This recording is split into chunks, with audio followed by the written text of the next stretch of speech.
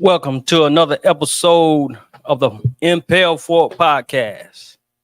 I'm your host, Leon. What's going on? Today I have with me a special guest. Special guest.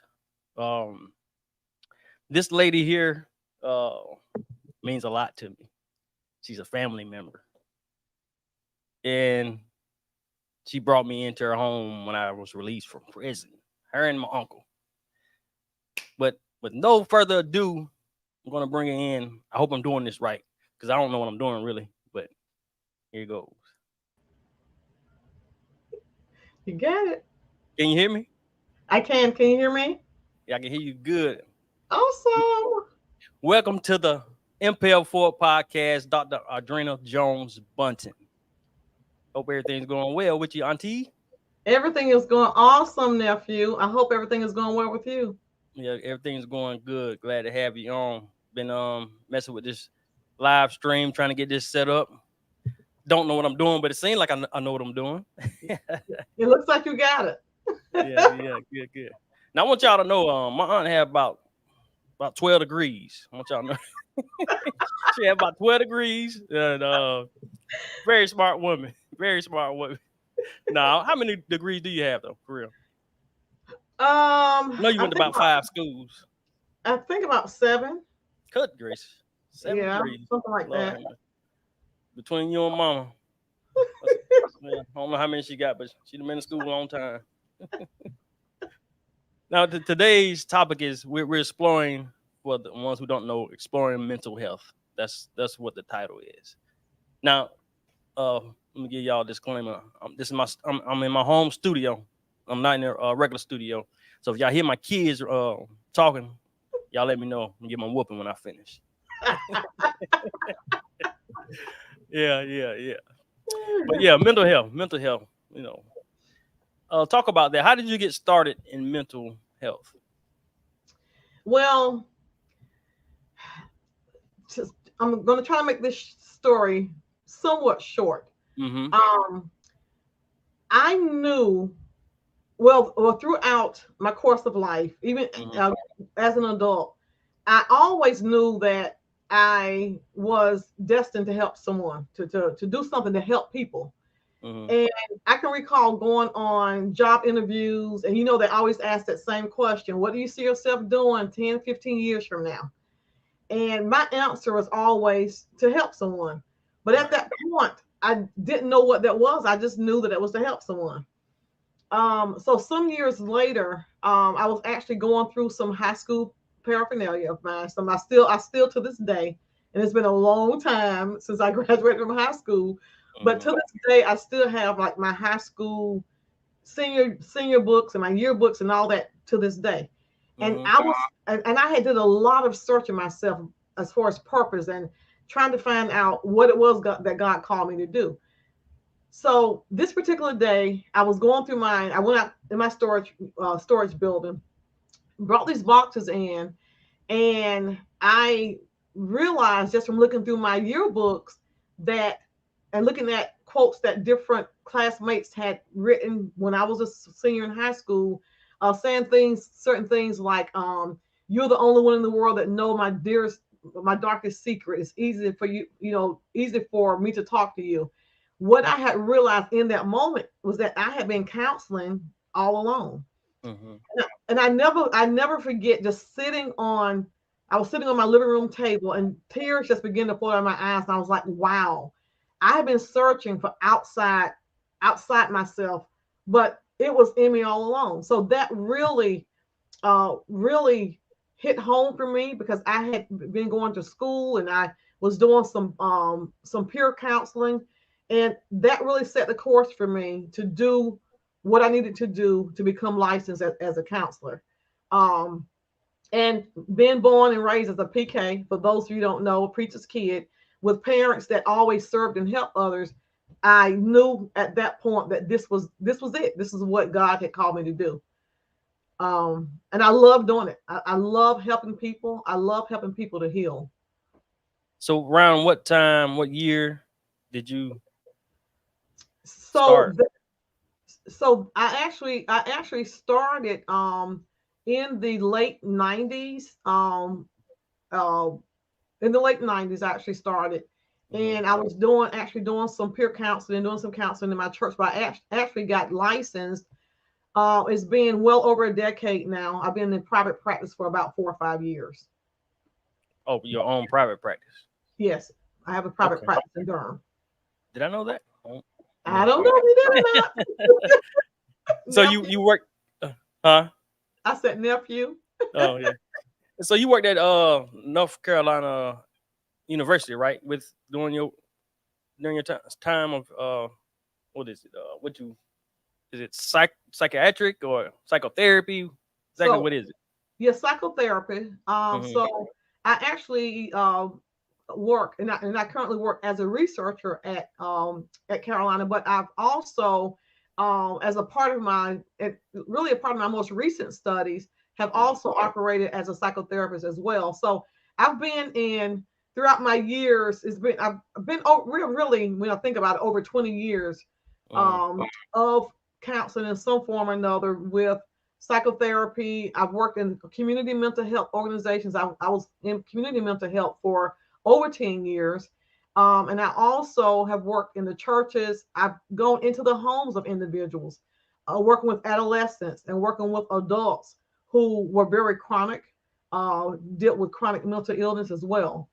Um, so I've been in it for quite some time, and I've been in various areas, including the schools. Actually, I was the first um, in Durham County to actually go into the school system as a co-located. It's called co-located mental health, whereas Mm-hmm. the therapist actually a mental health therapist actually goes into the school to assist and to help students, as opposed to the students coming to the private practice. Yeah. So what is the difference between working with kids and adults, or do you work with both kids and adults? I do, and I have for some years. I'm working. I find that it seems to be sort of rolling out now.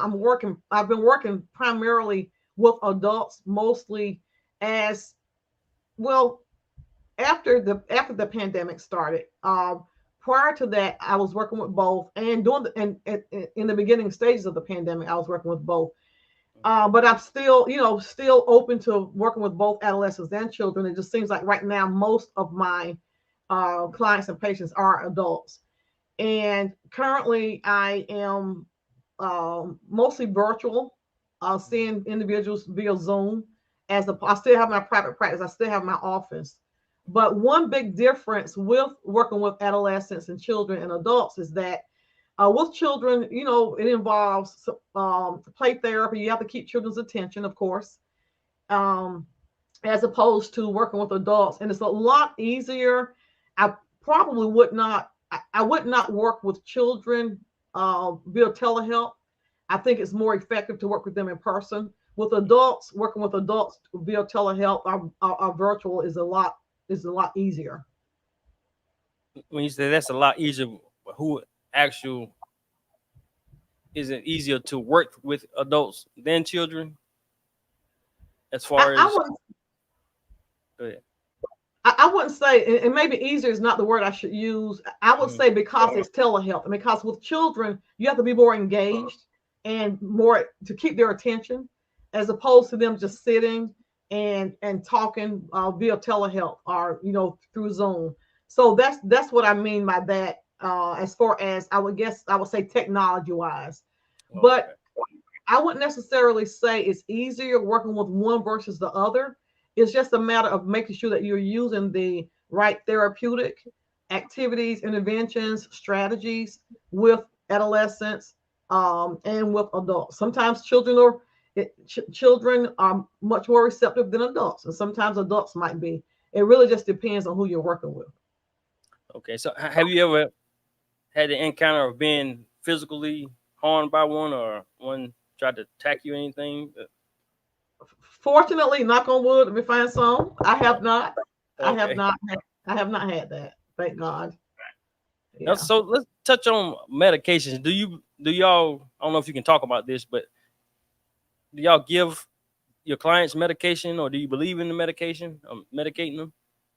So I am a psychotherapist. Generally, psychotherapists work more with the behavior aspect, Hmm. with individuals, sort of working with their thoughts, how their thoughts, their feelings, and behaviors sort of connect.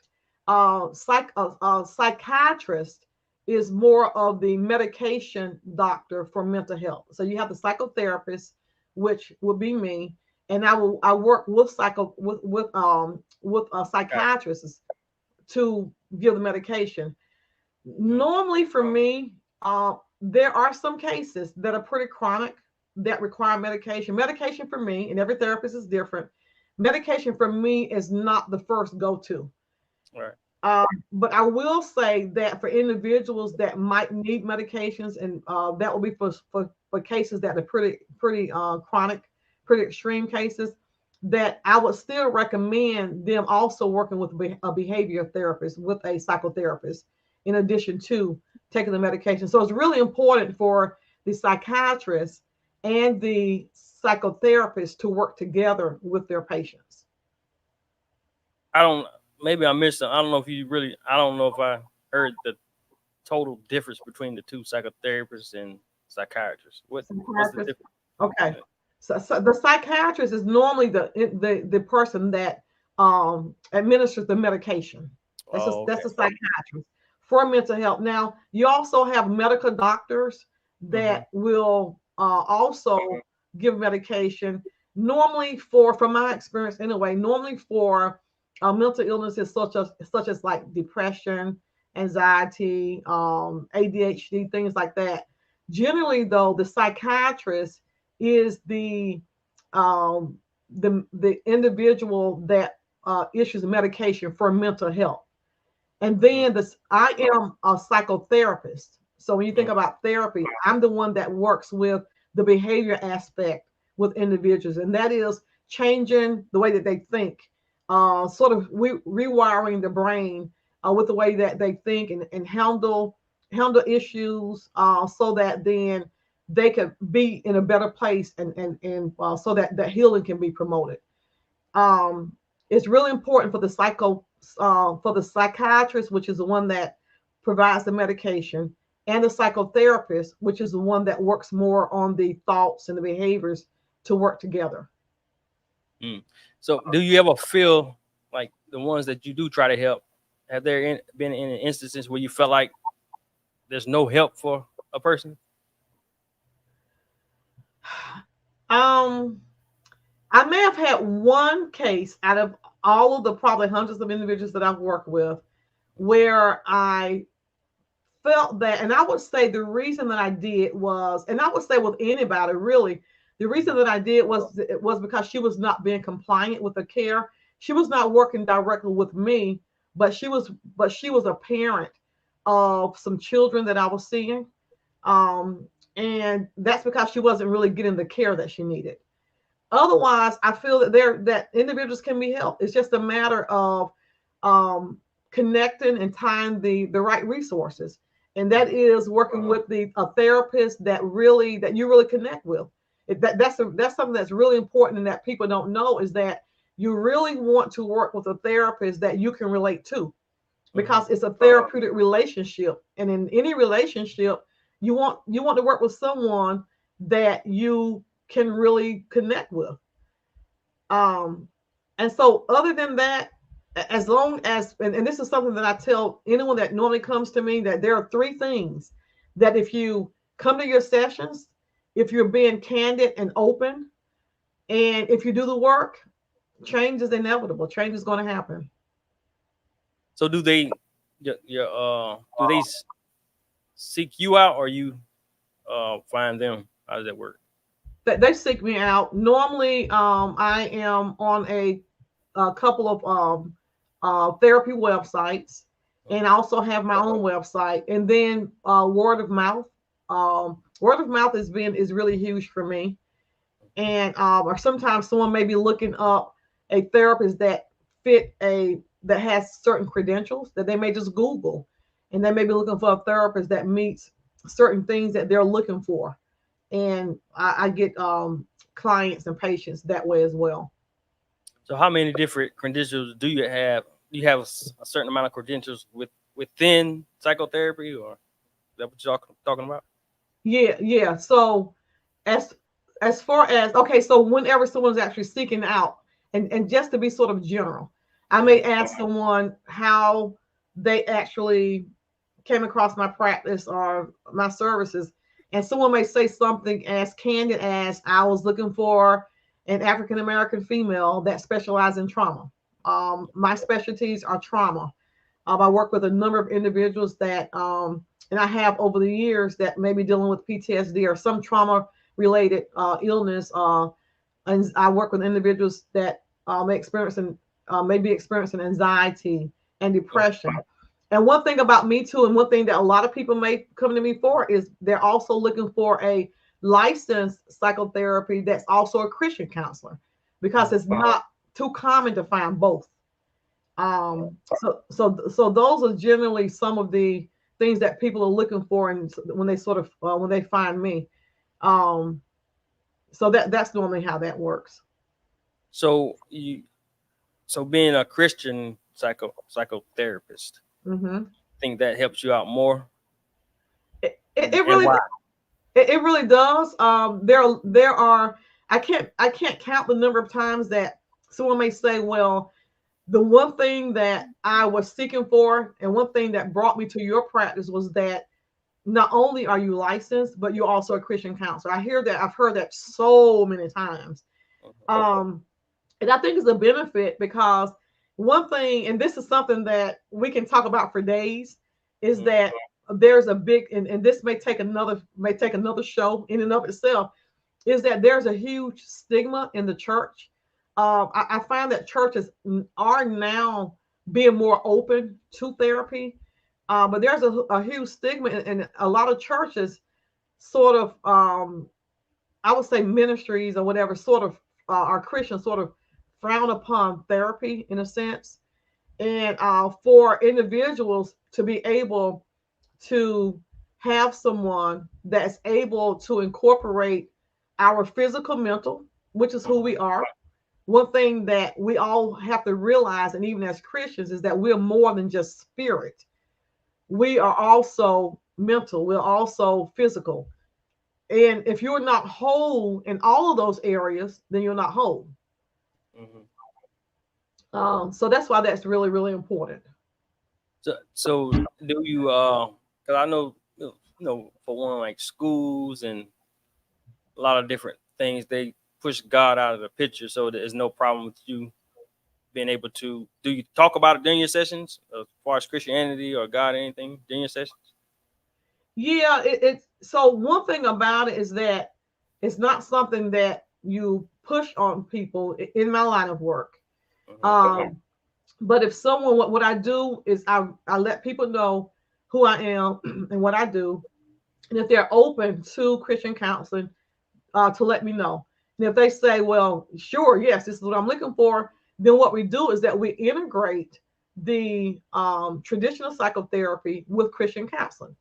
And you would be amazed at how they both really go hand in hand anyway, and how much the two really overlap, which makes it a lot easier. But it's not anything that is in my practice that is pushed on people, but it's something that people have a choice that if you want to receive Christian counseling and integrate that in addition to the traditional counseling, then that's what we do. Okay. Yeah. So how did it feel once you got the DR in front of your name? Oh my gosh. Man, when I hear Mhm. that, oh my goodness, Mhm. it felt awesome. I mean, I plugged away for years, and it's really strange because it sort of came around in full circle because I actually started working on um my doctrine in, I want to say, 2009. Mhm. But I put a pause on it because there are some other things that I need to work on, including a part of which was getting licensure and all these type of things. And then it came back around. Maybe about, it's been over 2 years ago. It came Mhm. back around, and I actually started a couple of years ago and just quietly worked at it. in addition to doing all of the other things that I'm doing. But when I got it, it was like, is this really true? Is all of my work done? Is all the writing done and all of that done? Is it really, really done? And it felt like a huge weight just lifted off of my shoulders. And I still have yet to get used to hearing doctor. It sounds so beautiful, but I have to get used to it. I haven't gotten used to it totally yet. It's pretty I, new. I, I know what happened. You took a pause and got them other 5 or 4 degrees. That's what happened. That's exactly what happened. Oh yeah. Doing those things and working on my private practice, Hmm. and then sort of coming back around to do this. Yeah. So I'm pretty sure that becoming a doctor opened up more doors for you, or is that, or it's about the same as if you didn't have doctor in front of your name.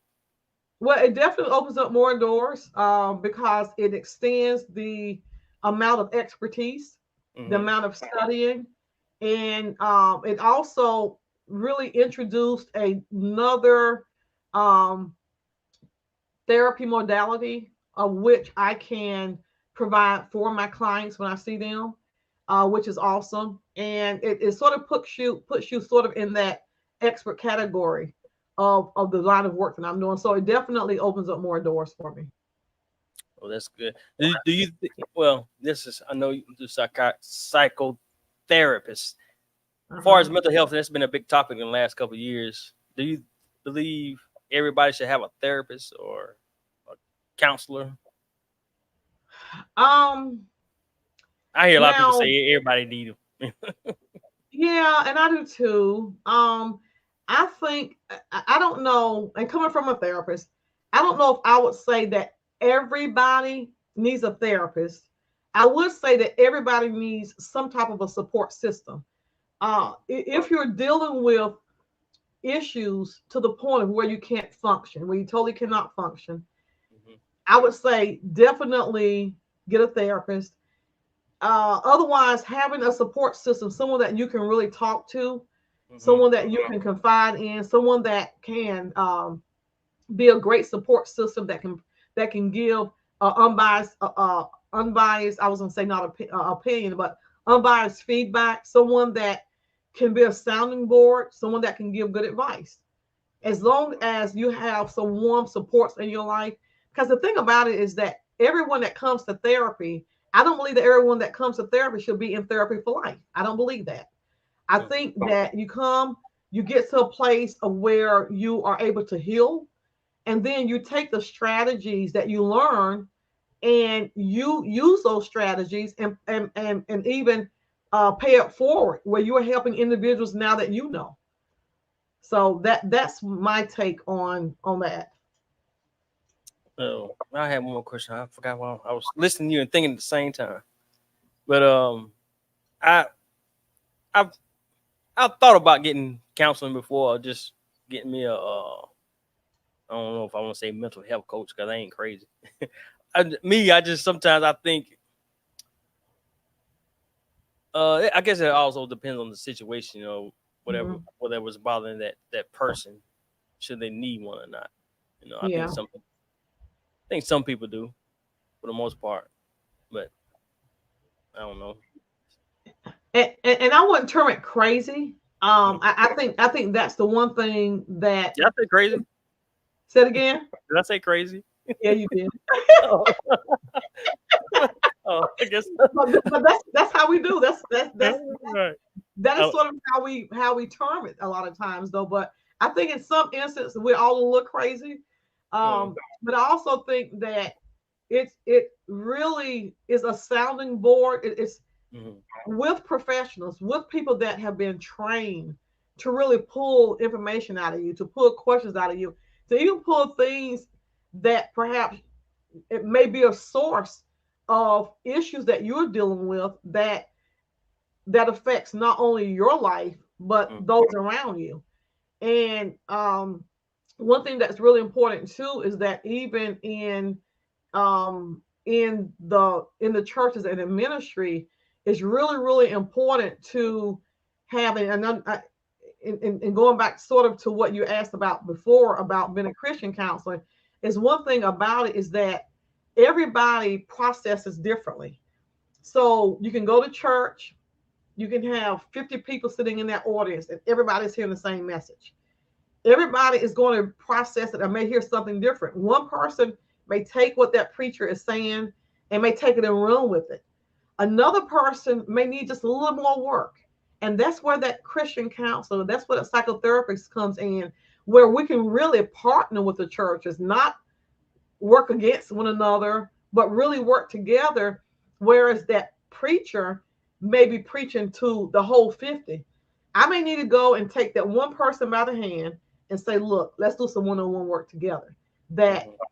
that sermon was preached and you got that, but it may take just a little more work with that individual because they may have a lot more deeper issues to deal with, that where it may take more than just hearing a sermon, where they may need to work through it. And what a Mhm. professional such as myself do, we're able to pull those questions out. We're able to make you think about things that you probably never thought about, that may be that you may be dealing with, because a lot of people sort of deal on the surface level of issues, but sometimes there's something that's a lot deeper that you don't Mhm. even realize that you're dealing with, that causes you maybe to act the way that you do or to feel the way that you feel. So that's where we come in. Mhm. So Yeah. walk me through a session when somebody comes to you. How does that start? Okay. So whenever someone comes to me for a an initial session, we go through about an hour. Sometimes it can take a little over an hour of information where they are, where I'm getting a timeline of really what is it that brought you here. Why is it that our paths cross? Why did you seek out help? And so we get a timeline as to what's going on. We look at what's called whatever the presenting issues is, and that is what is that's going on in your life right now that said I where you said I have to seek out, I have to look for some help, I need therapy. And Mhm. so, in addition to me listening to you and you providing me with information, I'm going to ask a whole bunch of questions, a whole lot of questions. While you're talking, I'm going to ask you to provide me with additional information. I'm going to ask for any family, any family history of information, whether there is mental health that may have been in your family, or lots and lots of questions. Lots and lots of questions. And then after that, I would take a look at what I have, and then find out whether or not there's a diagnosis. Mhm. If there's a diagnosis, then we will proceed with a treatment plan, and that treatment plan will be looking at what that individual want their lives to look like after therapy is over, and Well, then so, I will. so you can come up with a diagnosis just by talking to them. Yeah, yeah. And it's a matter of, so we have our there's a therapy Bible, the DSM, that actually a has diagnosis in this Bible. But once you're used to doing this, you sort of know. But Mhm. there are certain criteria, there are certain symptoms that may fit, that do fit certain diagnoses. The thing that we hear people loosely talk about, where they're just bipolar, they're schizophrenia or whatever, and we hear those terms used very loosely. But what what brings about a diagnosis is a person's functioning, if they're able to function in society, in their families, in their communities. And then it also looks like it looks at the longevity of the symptoms that they're experiencing. Say, for example, a person may have a symptom of depression. Maybe that if a person has been experiencing for a number of weeks, have been feeling down and feeling heavy and feeling out, and so there are certain criteria, certain symptoms that they have to meet, and those symptoms have to meet a certain time span as well. So that's what makes it diagnosable. And Mhm. so just like a doctor, medical doctor may diagnose you with a illness, I diagnose mental health So illness. do you know the difference, or what is the difference between bipolar and schizophrenia? You know the Uh, difference? yeah. So um, just to sort of give a general definition of it. So someone that is diagnosed with bipolar, they have really lows where they feel really down. I've had individuals that say, I feel so down that I feel so low that I can feel the weight on me. It just, I feel heavy. And then they'll have really high points of being happy and overjoyed. It may be a little compulsive. That's just sort of a general definition. Someone that's dealing with schizophrenia may um, hallucinate. They Yeah. may hear voices sort of outside of their head. And so those are just some, like generally, some of the differences between those two. Okay. Have you heard me talk about my episodes I have with crying when I see father and son things? You ever heard that? I may have, no, I heard a little something when you said at one point in time, but I haven't heard not in depth. No. But I don't think I need no counselor. But anyway, at certain times when I see something about father and son, you know, with me going to prison, my father not being there, at 40, let me say, I say about 40. When I was probably about 40 years old, I started having those episodes. I was like, after all these years, I never had those episodes. Never thought about it. Then at 40, I started crying. I'm like, what is this? So, what do you think?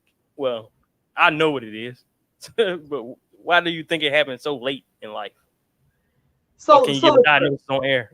So the thing about it, and I wouldn't diagnose unless there are a lot of more questions and we had a behind the scenes session. Up here, But, yeah. but what I will say that is not surprising for things to come out later in life. It happens more often than what people think. Right. Because a lot of times what happens is that people suppress things that have happened when they were young, and it comes out in various behaviors, whether it's something that may trigger you, that will be what you call a trigger when you see those types of things, and for whatever reason you find yourself crying. Now, I would recommend therapy for something like that, because the question is what is going on there that is that is triggering you in that. And a lot of times it's a lot deeper than what you realize. And going to therapy can really bring out the deepness of that, where you can actually heal. A lot of people don't think that trauma is healable, that you can heal from it. But I am a believer in that you can, as long as you are working through it appropriately. But it's not surprising that people, you would not believe the number of times that I've dealt with individuals that later on in life. I actually had a client once who was in her 80s that in her 80s actually experienced, was triggered from something that happened to her as a child. So it's not unusual at all. But I will say, in cases like that, it's definitely good to talk with someone so that you can deal with that, be able to address it, and not have to continue to deal with it for a prolonged amount of time. Right. Yeah, but I just like it never like I never held any grudge against my father. Never hated him. Always loved him. So that's why I'm like, well, why is this happening now? But I don't, yeah, I was just wondering, Yeah. And even if there's no grudge, or if you didn't hate, there may be something there that you don't even realize that therapy can make you, will bring that up to you, will bring that awareness to you, so that you then can address it. Well, that's why I've been wondering, like, what can they tell me that I don't know? You would not. You would be very surprised. You really would be very surprised. With the right therapist, you would be very surprised. Yeah. Because a lot of times things come out that you didn't have a clue that you were holding in, or that you just absolutely did not remember. Yeah. I might one day. I don't know. It's always good, because I look at therapy too as just self-care. Mm-hmm. And self-care and talking to someone that can be a sounding board that you can just totally just dump on and just totally unload, and get an unbiased feedback, unbiased um, instructions, or unbiased, when you can just talk to someone and they can provide you with the tools that you otherwise might not be able to get. I mean, you look at it as self-care, because the one thing that we overlook so much, and one thing that we don't do, is that we don't take care of our mental health. We can go to a doctor if we feel like we're physically ill in a heartbeat, but we neglect the mental aspect of things, our mental health. And a lot of times, that mental health is the thing that may be triggering that physical thing. Whereas you have, sometimes people may go to the doctor over and over again for what they think is a physical illness or a physical issue, and it could very well be mental.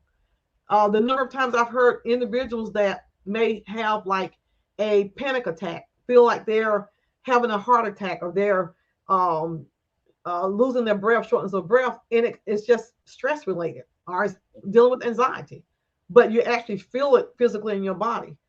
So I think that the more we talk about this, and I appreciate you so much for having me on, because the more we talk about this, the more we can be just as accepted of taking care of ourselves mentally, just as we do physically.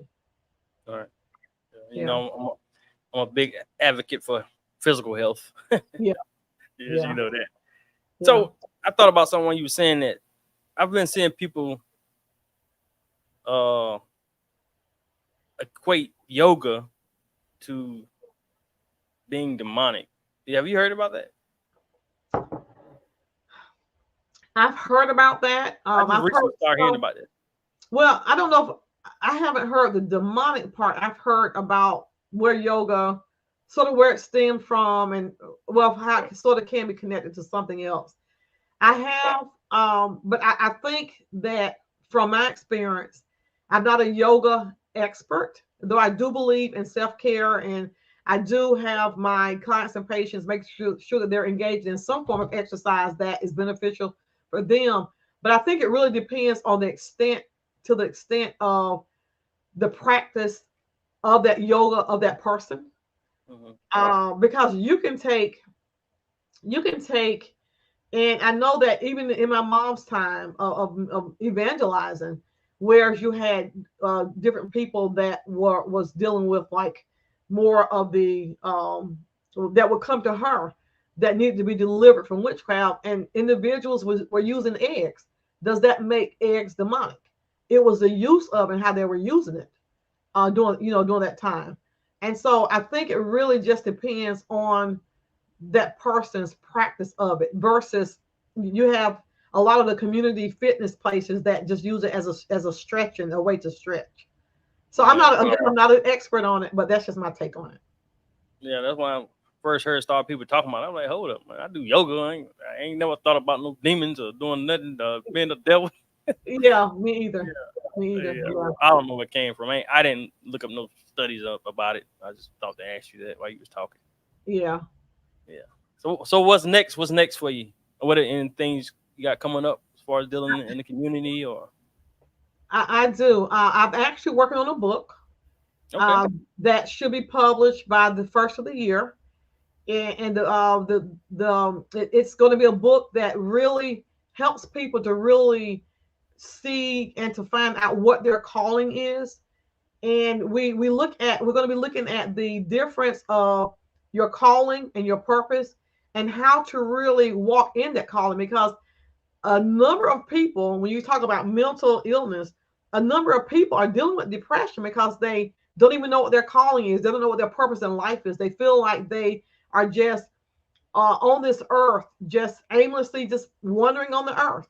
And when people realize that they are here for a reason, that they are meaningful, that their lives do mean something, it can get them out of bouts of mental illness.